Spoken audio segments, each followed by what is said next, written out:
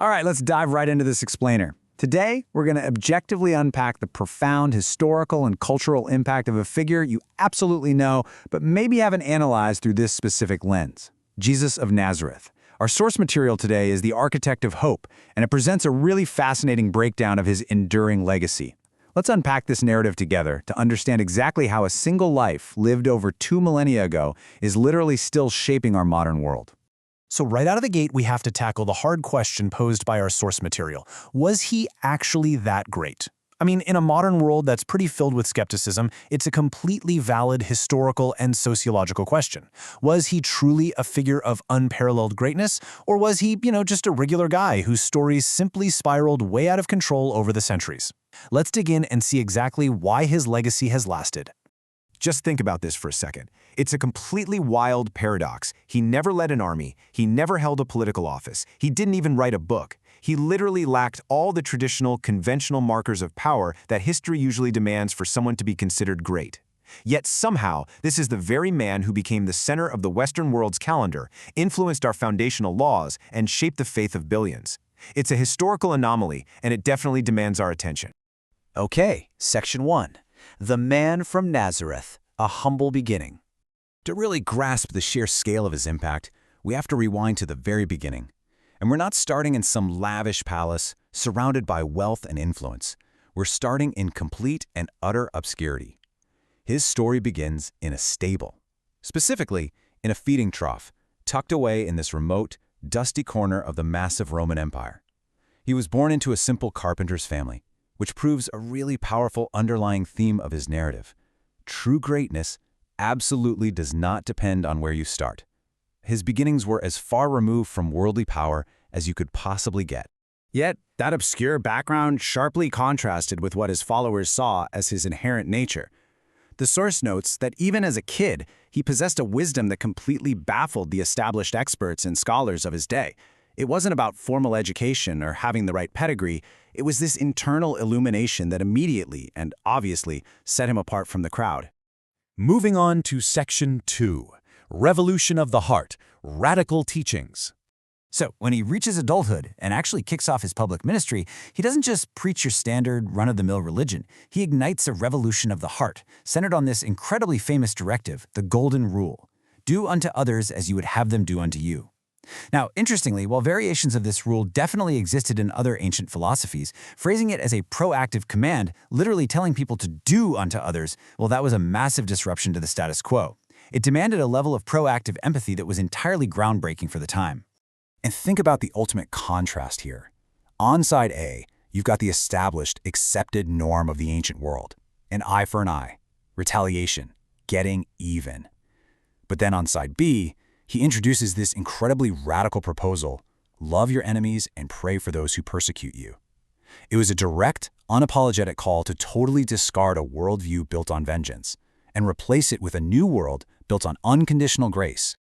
But here's the thing. He didn't just preach these lofty ideas from a safe distance. He was in the trenches, actively living them out.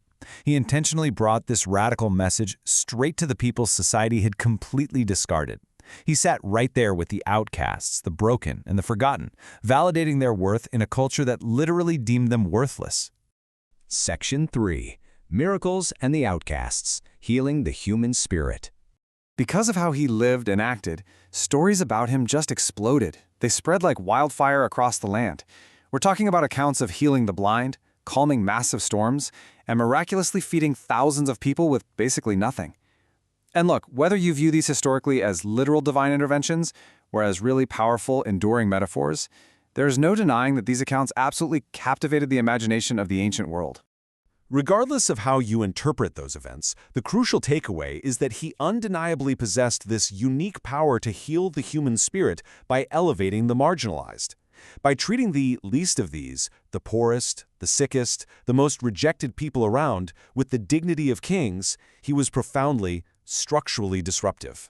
Which brings us to Section 4, The Ultimate Sacrifice, The Cost of Greatness. Our source material actually frames his greatness through a really interesting lens. It measures it by what he was willing to lose. You can see this when you map out his incredibly brief but super intense journey. He goes from a stable in obscurity straight into a radical, paradigm-shifting ministry, and then things rapidly escalate. He gets arrested, mocked, and beaten by the authorities, and it all culminates in his execution, being led up to a hill called Calvary to face a Roman cross. And it's right here, in his literal final moments, that the narrative records his most astonishing act. Even as he hung there, staring down his executioners, the very people actively taking his life, he completely refused to call for vengeance. Instead, he whispered these haunting words of ultimate grace. "Father, forgive them, for they know not what they do." Within the framework of our source, this was the definitive statement. He took the immense weight of human failure, cruelty, and injustice squarely onto his own shoulders, without retaliating at all, just to prove once and for all that love alone is the only force capable of conquering hate. Section 5. An enduring global legacy beyond the tomb. Now, if the story just ended on that hill, it would probably just be another tragic tale of a peaceful teacher getting crushed by a massive empire. But the narrative pivots on one massive historical claim. The claim that 3 days later, he had risen. This specific belief instantly transformed a group of terrified, scattering fishermen into bold witnesses, providing the exact spark that would fundamentally change the Roman Empire forever. Fast forward to today. The argument here is that his true, lasting legacy isn't actually confined to massive stone cathedrals or huge institutions built in his name. Instead, it lives on in everyday compassion. You find it in genuine acts of kindness, in those really difficult moments of forgiveness, and in every single soul finding hope in the dark. From a purely historical standpoint, it is just staggering how completely this single, incredibly short life restructured the fairy fabric of our modern civilization. Think about it for a second. The calendar you use to check the date right now, it pivots entirely on his estimated birth year, Western ethical laws, and the daily guiding faith of literally billions of people alive today. All of it traces right back to that radical teacher from Nazareth. So that brings us full circle, right back to where we started. We're asking you to evaluate his life using a totally different yardstick. If true greatness isn't measured by the size of your army or what political office you hold, but rather by the enduring power of personal sacrifice and the proven ability to change human hearts across millennia, well, was he great? The narrative ultimately leaves us with his enduring, completely open invitation, "Come as you are." It's a message that strips away the constant pressure for perfection and simply asks for an open heart. So having objectively reviewed the historical footprint he left behind, we want to leave you with one final thought to chew on. How does this ancient, radical message of grace and hope actually impact your life today? Thanks so much for joining us for this explainer, and we will catch you on the next one.